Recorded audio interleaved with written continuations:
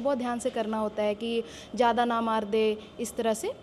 तो स्ट्रैटेजी ये होनी चाहिए कि आपका अगर एनसीईआरटी कवर है तो अगर क्वेश्चन या सिलेबस जैसा भी बदले तो आप उसमें अच्छा कर लेंगे। अभी एवरेज 15 मिनट चल रहा था, लेकिन मेरा 8 मिनट 32 सेकंड ही चला। मैं पीछे एक लड़के को दिखा गया था। लेकिन ऐसा कुछ नहीं है कि आपके नंबर कम आएंगे या ज़्यादा आएंगे। हम जब जितना डिजर्व करते हैं या मेरी जो कैपेबिलिटीज़ है वहाँ पे, उस अकॉर्डिंग ज़रूर आते हैं। समस्या का सामना करना पड़ता है एक्चुअली उन्हें। घर को भी अगर कोई घर पे रह के पढ़ रही है तो, और ये ना फीमेल में ऑब्वियस होता है कि अगर मम्मी अकेले काम कर रही होती तो हम लोग को लगता है थोड़ा हेल्प कर दे, तो घर का काम होता है, ऊपर से पढ़ना भी होता है, अगल बगल के ताने भी सुनने पड़ते हैं। ये बिहार स्पेशल जो छोटी सी बुक होती है, पतली सी, लेकिन अगर आप उसको पढ़ लेंगे, एमसीक्यू के फॉर्म में होती है, तो आपका पूरा बिहार, अगर आप बिहार से हो या आप दूसरे स्टेट से हो, पूरा बिहार आपका क्लियर हो जाएगा। कल एकदम वो लोग पहले इन्वायरमेंट को इतना अच्छा बना देते हैं ना कि आपको फील ही नहीं होगा कि आप कहीं मतलब कोई इंटरव्यू दे रहे हैं, या फिर बहुत एकदम अच्छा इन्वायरमेंट रहता है। जाएं आप आराम से बैठे, उनके ग्रीट करें, फिर उसके बाद वो पूछ लेंगे कि तब शुरू करें ऐसा। नमस्ते दोस्तों, मैं हूं शिवम दिवाकर। जब से बीपीएससी 69वीं का रिजल्ट आया है, हमने बहुत सारे स्टूडेंट के इंटरव्यू किए हैं, चाहे दिल्ली हो या फिर पटना। कई सारे स्टूडेंट के रूम पे भी गया हूं और मैंने आपको दिखाया कि किस तरीके से वो तैयारी करते थे और उसके बाद उनको सफलता मिली।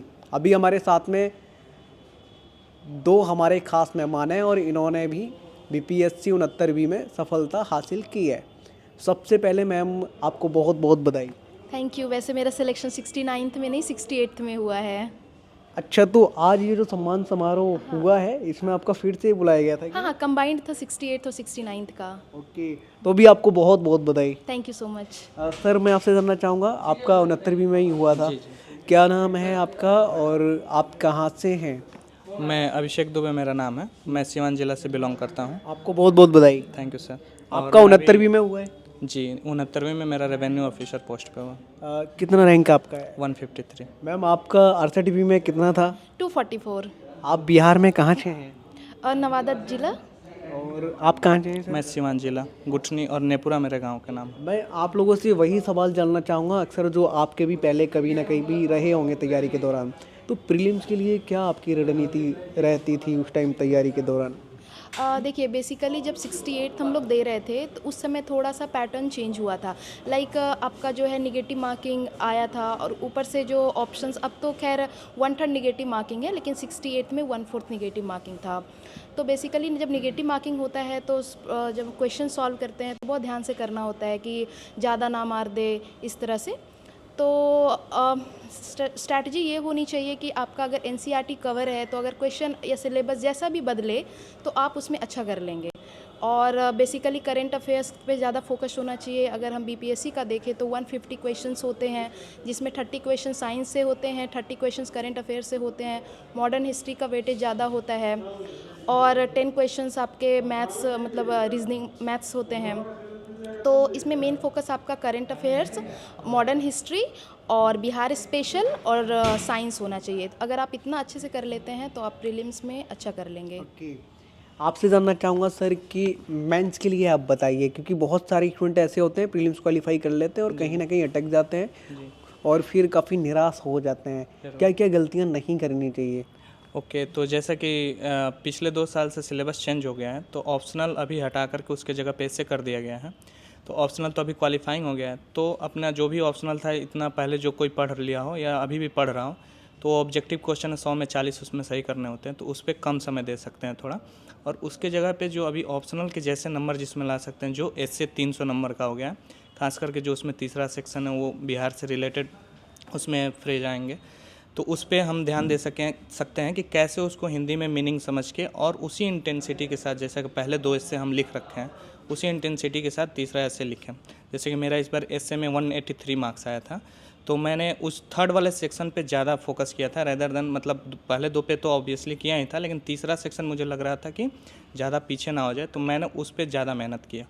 और इसके साथ ही अगर फर्स्ट और सेकंड पेपर की अगर बात किया जाए, तो फर्स्ट पेपर में मैं, जब मेरा स्टेट्स जो है एवरेज है, उतना अच्छा नहीं है, तो मैं जब मेरा प्री हुआ था तभी से मैं स्टेट्स को लेकर के प्रीवियस ईयर क्वेश्चन को सॉल्व करना कोशिश किया। हाँ, उसमें ये ध्यान रखना होता है कि कौन 4 में 2 क्वेश्चन हम ऑप्ट करें कि उसको बना सकें, ऐसा ना हो कि बीच में जाके रुक जाए। तो जैसे पाई वाला हम ऑप्ट कर सकते हैं, ऐसे हम प्रैक्टिस करके बीच में देख सकते हैं कि प्रीवियस ईयर में कौन से ऐसे हैं जिनको हम अच्छे से कर पा रहे हैं। और उसके बाद फर्स्ट पेपर में हिस्ट्री जो है वो स्टैटिक पोर्शन है, प्रीवियस ईयर को अगर हम अच्छे से करते हैं तो वो क्वेश्चन वहीं से निकल के आते हैं। रहा सेकंड पेपर की अगर बात, तो सेकंड पेपर में मार्क्स थोड़ा कम आते हैं, लेकिन हम उस पर ज़्यादा ये फोकस कर सकते हैं कि जो पॉलिटी वाला सेक्शन है या जियोग्राफी का है उसमें मैपिंग पे ध्यान दें। बिहार के कुछ रिवर्स या जो भी हमारे बिहार से जियोग्राफिकल लोकेशंस हैं उनको मैप के थ्रू दर्शाने की कोशिश करें, जिससे सेकंड उसमें मार्क्स अच्छे आ सकते हैं। ओके मैम, आपसे ये जानना चाहूँगा, जब आप लोग इंटरव्यू देने जाते हैं, प्रीलिम्स और मेंस क्वालिफाई कर लेते हैं तो थोड़ा सा नर्वस रहते हैं कि पता नहीं क्या पूछ लेंगे। हमने मेंस भी क्वालिफाई कर लिया तो थोड़ा बहुत डर होता है, और आखिर कैसा कैसा क्या क्या पूछते हैं वहाँ पे, काफ़ी डिफ़िकल्ट होता है क्या? नहीं, डर तो बट ऑब्वियस है कि डर तो थोड़ा बहुत होगा। आप 2 स्टेज क्वालिफाई कर लेते हैं, फिर लगता है अगर ये नहीं होंगे तो फाइनल सिलेक्शन में नाम नहीं होगा, ये बट ऑब्वियस है। बट ठीक है, एकदम काम रहना है और एकदम होता है ना, आराम से जाना है, पेशेंस रखना है, वहाँ पे हड़बड़ाना नहीं है, डरना नहीं है। क्योंकि बेसिकली एकदम वो लोग पहले इन्वायरमेंट को इतना अच्छा बना देते हैं ना कि आपको फील ही नहीं होगा कि आप कहीं मतलब कोई इंटरव्यू दे रहे हैं, या फिर बहुत एकदम अच्छा इन्वायरमेंट रहता है। जाएँ आप आराम से बैठे, उनके ग्रीट करें, फिर उसके बाद वो पूछ लेंगे कि तब शुरू करें ऐसा, तब आप बोलेंगे, फिर वो आपसे क्वेश्चन करेंगे। पहले शुरू में क्वेश्चन करेंगे कि कुछ बताएं, अपने बारे में बताएं, फिर पूछेंगे ऑप्शनल क्या था, कहाँ से आपने पढ़ाई किया है, आपकी हॉबी क्या है। बेसिक यहीं से शुरू होते हैं। ज़्यादा जो क्वेश्चंस होते हैं ना वो ऑप्शनल से होते हैं, कि स्टेट पीसीएस में ऑप्शनल से क्वेश्चंस होते हैं, और आपका जो अगर आप किसी जॉब में हैं तो उससे क्वेश्चंस होते हैं। बट ये ना पर्सन टू पर्सन वेरी भी कर जाता है, बोर्ड टू बोर्ड भी। आपने ग्रेजुएशन वगैरह कहाँ से किया था? मैंने अपना ग्रेजुएशन बनारस हिंदू यूनिवर्सिटी से किया है, और मेरा सेशन 2019 से 22 था वहाँ पे। आपने सर कहाँ से किया था? सर मैं लॉ ग्रेजुएट किया हूँ इलाहाबाद यूनिवर्सिटी से, और उसके बाद मैं प्रिपरेशन कर रहा था। मैं आपसे ये भी जानना चाहूँगा, जब आप संघर्ष के दौरान छात्रा थी तो सिलेक्शन के बाद 1 साल में कितनी लाइफ कुछ बदलाव आए? क्या लगा कि हाँ, सिलेक्शन होने के बाद ज़िंदगी थोड़ा बहुत बदलती है? हाँ, ये तो बिल्कुल मतलब बदलती है। उस समय रहता है कि नहीं मतलब कोई जॉब करना है, पढ़ना है ये, और अब जैसे होता है कि आप सेल्फ डिपेंडेंट हो जाते हैं, तो एक खुद एक मोटिवेशन का काम करता है। आप किसी को बता सकते हैं कि कैसे पढ़े, नहीं पढ़े। और उस समय क्या होता है, बहुत लोगों से पूछते हैं, अरे बता दो ये कैसे करें, ये कैसे करें। तो ये ऑब्वियस है कि आपकी लाइफ बदलती है। अच्छा, आज आप लोग एडुटेरिया के सम्मान समारोह में आए थे। मैंने बहुत सारी स्टूडेंट के इंटरव्यू मुखर्जी नगर भी किए दिल्ली। वो लोग भी बताते हैं कि इनका जो स्टडी मटेरियल वगैरह है ठीक है, या स्टूडेंट की कुछ हेल्प वगैरह कर पाते हैं ये लोग? बिल्कुल, बिल्कुल। देखिए, जैसे मैंने आपको पहले ही बताया कि मैं 2022 में बनारस में थी। तो अगर आप दूसरे स्टेट में होते हैं ना, तो आपको पता ही नहीं चलता है कि बिहार में क्या चल रहा है। अगर आप पटना में होंगे तो आपको बहुत ज़्यादा स्टडी मटेरियल ये सब मिल जाएगा। तो वहाँ पे सेम सिचुएशन मेरे साथ था। तो जब पता चला कि ये टेस्ट सीरीज़ आ रहा है, और एकदम यहाँ का टेस्ट सीरीज़ जब मैंने दिया तो, और एग्ज़ाम का एकदम इक्विवेलेंट ही था। एक तो मटेरियल बहुत अच्छा होता है, आप यूट्यूब का जितना भी फ्री मतलब कंटेंट है एडुटेरिया का, वो एकदम बेस्ट है बिहार स्पेसिफिक के लिए, चाहे वो इंडिया का हो, दोनों के लिए बेस्ट है। करंट अफेयर्स तो है ही, अगर वन लाइनर दे रहे हैं या ऐसे भी, तो करंट अफेयर्स का कंटेंट बीपीएससी के हिसाब से बहुत बढ़िया है। और एक एडुटेरिया की बुक आती है बिहार स्पेशल, जो छोटी सी बुक होती है, पतली सी, लेकिन अगर आप उसको पढ़ लेंगे, एमसीक्यू के फॉर्म में होती है, तो आपका पूरा बिहार, अगर आप बिहार से हो या आप दूसरे स्टेट से हो, पूरा बिहार आपका क्लियर हो जाएगा। मैं आपसे ये भी जानना चाहूँगा, आपको कई सारी स्टूडेंट देखेंगे, स्पेशली आप छात्राओं को कुछ कहना चाहती हैं? तैयारी के दौरान तो मुझे लगता है काफ़ी समस्याओं से जूझना पड़ता है, ताने वगैरह भी सुनने पड़ते हैं, तो स्पेशल छात्राओं के लिए आपका कोई मैसेज रहे? हाँ, देखिए, मतलब अभी का सोसाइटी, इंडियन सोसाइटी ऐसा है कि वुमेन लोग को तो समस्या का सामना करना पड़ता है। एक्चुअली उन्हें घर को भी, अगर कोई घर पे रह के पढ़ रही है तो, और ये ना फीमेल में ऑब्वियस होता है कि अगर मम्मी अकेले काम कर रही होती है तो हम लोग को लगता है थोड़ा हेल्प कर दे, तो घर का काम होता है, ऊपर से पढ़ना भी होता है, अगल बगल के ताने भी सुनने पड़ते हैं, उसके साथ भी हम लोग को पढ़ाई कंटिन्यू रखना पड़ता है।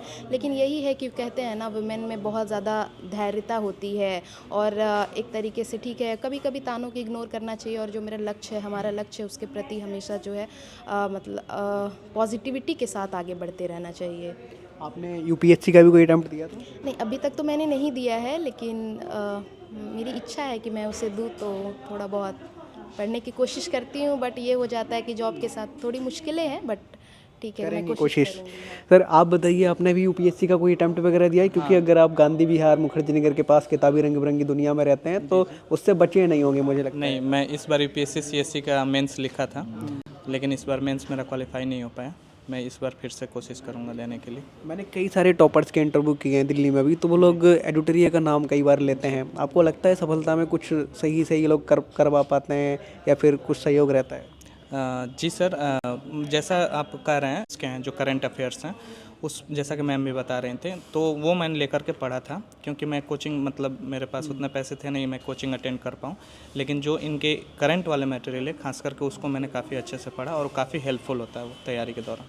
तो यूपीएससी का भी केवल आपने पहले ही अटेम्प्ट दिया था क्या? नहीं, मेरा ये पहला अटेम्प्ट नहीं था, मेरा पहला मेंस था ये, लेकिन अभी इस बार क्वालिफाई नहीं हुआ, तो इस साल मैं फिर से कोशिश करूँगा। कैसा लगता है कि क्या आपका बीपीएससी बी प्लान तो नहीं था यूपीएससी के दौरान? जी नहीं, मेरा तो प्लान, मैं तो पहले और सारे एग्ज़ाम देता था। मैं तो ग्रुप डी का एग्ज़ाम दे करके ऊपर उठा हूँ, मैं एसआई का भी एग्ज़ाम दिया था। हालांकि मैं अभी यूपीएससी मेंस लिखा हूँ, तो मुझे ऐसा लगता है कि मुझे वो भी करना चाहिए। लेकिन बीपीएससी को मैंने बहुत अच्छे से दिया था एग्ज़ाम, और अभी मेरे लिए इम्पोर्टेंट था कि मैं कैसे भी सेलेक्ट हूँ और अपने घर पे थोड़ा सा जो चीज़ें स्थिति ख़राब हो चुकी हैं उसको सुदृढ़ कर पाऊँ। क्या आप जो संकल्प भवन में गांधी विहार में है, ये शायद जी। रोड के नज़दीक, वहाँ रहते हैं, बहुत सारे ऐसे स्टूडेंट रहते हैं जो वहाँ से सिलेक्ट होके ही निकलते हैं, कैसा फील कर पाते हैं? वहाँ का कैसा इन्वायरमेंट है? जी, आपने अच्छा क्वेश्चन किया कि संकल्प भवन के बारे में पूछा। जो भी इस वीडियो को देखेंगे उनको मैं बताना चाहता हूँ कि संकल्प भवन एक हॉस्टल है, स्वामी विवेकानंद जी के नाम से एक एनजीओ है, जिसमें वो लोग मेनली जो लड़के मेंस दे चुके होते हैं और जो लड़के यूपीएससी के लिए सीरियसली प्रिपरेशन कर रहे हैं और मेनली वीकर सेक्शन से हैं जिनके पास पैसे का अभाव है, उनको वो लोग रखते हैं। तनेजा जी हॉस्टल के संचालक हैं और मेरे बड़े भाई तरुण अवस्थी जी भी वहाँ पे काफ़ी मेरा गार्जियन की तरह हेल्प किए। उस हॉस्टल में सर रह करके मैंने पूरा मेंस की तैयारी की, और एक अच्छा एनवायरनमेंट है, लाइब्रेरी भी है, अच्छा खाना उपलब्ध होता है वहाँ पे। तो अगर कोई ऐसा दोस्त जो पढ़ाई में कहीं रह के अनेबल है पढ़ने को लेकर के, तो संकल्प हॉस्टल से मिल सकता है, और जिस तरह का उसका कंडीशन होगा उसके अकॉर्डिंगली उसका वहाँ पे लोग अच्छे से हेल्प करते हैं। तो मैं वहाँ पे रह कर के तैयारी किया पिछले 3 सालों से, और अभी रिजल्ट आपके सामने है। मैं आगे भी कोशिश वहीं से रह के कर रहा हूँ। कुछ आपको ऐसा लग रहा है कोई सवाल मैं पूछना भूल रहा हूँ जो जब आपका भी कभी होता था, जी जब आपका सिलेक्शन नहीं हुआ था, कि वो गलतियाँ ज़रूर बताइए अगर कुछ रह गई हैं कि ये नहीं करनी चाहिए आपको? जी सर, सर गलतियाँ ये हैं कि जैसे कि मैं एक ही साथ 3 एग्ज़ाम देता हूँ। यूपीएससी देता ही हूँ, और यूपी पीसीएस का भी पिछले बार मैंने इंटरव्यू दिया था, मेरा फाइनल सिलेक्शन रुक गया था। स्टेट भी देता हूँ, लेकिन इस बीच इतना प्रेशर रहता है कि सिलेक्शन लेना है, तो छोटे एग्ज़ाम की तरफ भी आदमी रुख करता है, क्योंकि मेरी फैमिली कंडीशन उतनी सही है नहीं। मेरे फादर की अर्ली डेथ हो गई थी, तो मुझे ही घर का सारा खर्च चलाना पड़ता है। तो मैं एसआई भी देता हूँ। तो इस बीच में हौच पौच ये होता है कि किसी या तो आप ज़्यादा स्ट्रगल करके चीज़ों को मैनेज कर पाओ, और दूसरी चीज़ें ये हैं कि अगर नहीं हो पा रहा है तो कुछ एग्ज़ाम को कुछ समय के लिए स्किप कर सकते हैं, और उसके बाद मेन एग्ज़ाम पे फोकस करें जो आप टारगेट बना के चलते हैं, या ये वो बीपीएससी हो या यूपीएससी हो।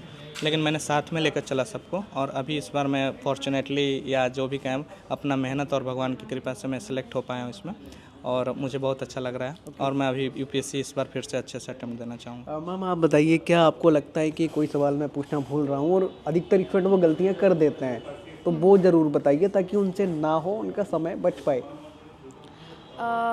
ऑलरेडी सर ने एक्सप्लेन किया है और बताया है कि 2 एग्ज़ाम को एक साथ फोकस ना करें, मतलब स्पेशली वो एग्ज़ाम जिसके सिलेबस अलग हैं, क्योंकि बहुत सारे स्टूडेंट ऐसे होते हैं जो बीपीएससी भी कर रहे होते हैं और साथ साथ बैंकिंग की भी तैयारी कर रहे होते हैं। तो ऐसे एग्ज़ाम से मतलब ऐसा नहीं है, जो आपको करना है वो डिसाइड कर ले कि आपको या तो एसएससी सीजीएल करना है, बीपीएससी करना है, यूपीएससी करना है, जो भी है, तो एक पे फोकस करें। हाँ, लेकिन ये बोल सकते हैं कि आप यूपी पीसीएस, बीपीएससी और यूपीएससी एक साथ लेके चला जा सकता है, तो ये स्किप करना चाहिए बच्चों को। तो दोस्तों, आज की वीडियो में हमारे साथ में मैम थी, इन्होंने बीपीएससी 68वीं पे सफलता हासिल की थी, और इधर जो सर बैठे हैं ये 69वीं के चयनित छात्रों में से एक हैं। आपके कुछ और सवाल हैं, डाउट हैं, तो आप कमेंट बॉक्स में ज़रूर लिख भेजिए। मिलते हैं आपसे किसी और वीडियो में। ये वीडियो देखने के लिए आपका बेहद शुक्रिया। सर कुछ कहना चाह रहे हैं आप? जी सर, एक्चुअली मैं इंटरव्यू के बारे में बताना चाह रहा था कि मेरा इंटरव्यू C11 था, मतलब मैं लास्ट में इंटरव्यू दिया। तो ऐसा एक वहाँ पे लोग बोलते हैं कि लास्ट में इंटरव्यू जब आप देते हैं तो नंबर्स कुछ कम आने के चांसेस रहते हैं, क्योंकि उस समय तक वो लोग जल्दी जल्दी में जाना चाहते। तो मुझे कई लोगों ने ऐसा बोला। मेरा इंटरव्यू पहले दिन था तो मैं कुछ एक्सपीरियंस ले नहीं पाया था। हालांकि इस बार मेरा इंटरव्यू में 87 नंबर आया है, जो कि बहुत अच्छा नंबर है, और जो भी मेरे ग्रुप पे जो हमारे दोस्त हैं वो अपना नंबर सारे शेयर करते हैं। तो ऐसा कुछ नहीं, मैं एसएसपति मिश्रा जी के बोर्ड में मेरा पढ़ा हुआ था, और लास्ट में मेरा इंटरव्यू भी 8 ही मिनट चला, और मैं काफ़ी डरा हुआ था उस चीज़ को लेकर के, लेकिन वो डर मतलब आगे के जो भी हमारे दोस्त जो प्रिपरेशन करेंगे तो ऐसा नहीं है कुछ भी, कभी भी आप इंटरव्यू दें और आपकी कैपेबिलिटी अगला वाला अगर परख पा रहे हैं तो आपके नंबर बिल्कुल अच्छे आ सकते आपका लगभग आखिरी के टाइम पे इंटरव्यू हुआ हैं। जी, मेरा सेकेंड लास्ट था और मेरा इंटरव्यू भी एवरेज 15 मिनट चल रहा था, लेकिन मेरा 8 मिनट 32 सेकेंड ही चला। मैं पीछे एक लड़के को दिखा गया था, लेकिन ऐसा कुछ नहीं है कि आपके नंबर कम आएंगे या ज़्यादा आएंगे। हम जब जितना डिजर्व करते हैं या मेरी जो कैपेबिलिटीज़ है वहाँ पे उस अकॉर्डिंग ज़रूर आते हैं नंबर। आपका भी मैम आखिरी वाले पीरियड में हुआ था कि इंटरव्यू? नहीं नहीं, मेरा शायद डे 2 था। ओके, तो जो यूपीएससी की तैयारी आप करते हैं तो हल्का लगने लगता है क्या बीपीएससी का एग्ज़ाम? जी बिल्कुल नहीं। बीपीएससी का एक कह सकते हैं कि इंटरलिंक सिलेबस हैं, जो चीज़ें हैं हम एक दूसरे से अटैच करके पढ़ते हैं, लेकिन बीपीएससी का एग्ज़ाम अपने में बहुत सारी चीज़ें बिहार स्पेशल तैयार करके हमको लिखना होता है। और सारे लड़के जो यूपीएससी दे रहे होते हैं, बहुत सारे लड़के वो भी बीपीएससी देते हैं, तो ऐसा कुछ नहीं कि एग्ज़ाम का लेवल इसमें आसान है, ये अपने में अच्छा लेवल है, इसलिए तो हम लोग इतना मेहनत करके अभी निकाले हैं इसको। दोस्तों मिलते हैं आपसे किसी और वीडियो में। ये वीडियो देखने के लिए आपका बेहद शुक्रिया।